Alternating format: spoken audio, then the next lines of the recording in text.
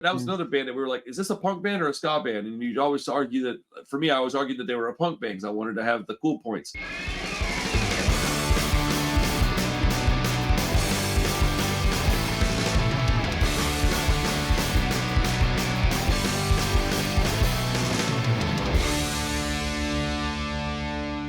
Against All Authority. They're from Cutler Bay, Florida. So they're very DIY, very political. Yeah, dude. One of the very first ska punk bands I heard was Against All Authority. I got All Fall Down. It came out in 1998. And then they had like a few years go by before they did the restoration of Chaos and Disorder, which is probably my favorite album.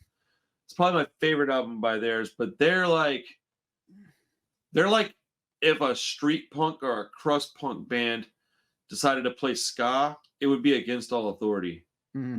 Or that's probably exactly what it was. I saw them play in Austin with Voodoo Glow Skulls. One of the few shows I remember the show, and it was, bro, I'm telling you, man, it was in this like this weird alleyway thing in Austin. I remember the venue was really deep, but it was very narrow.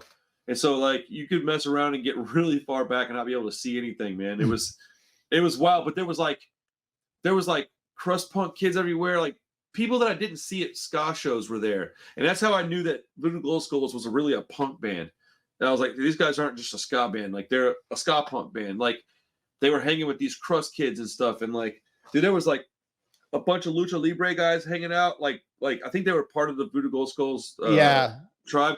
But during the Against All Authority set, man, shit went absolutely haywire. I guess I should have brought this up a little bit during the Voodoo Glow Skulls talk as well. But, dude, they were, like, throwing, like, piñatas in the crowd.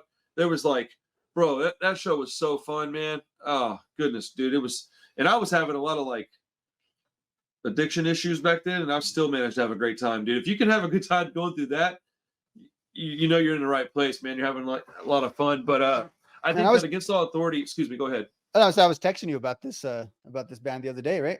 With the silence is golden, but duct tape is silver. I just let my wife hear that song today.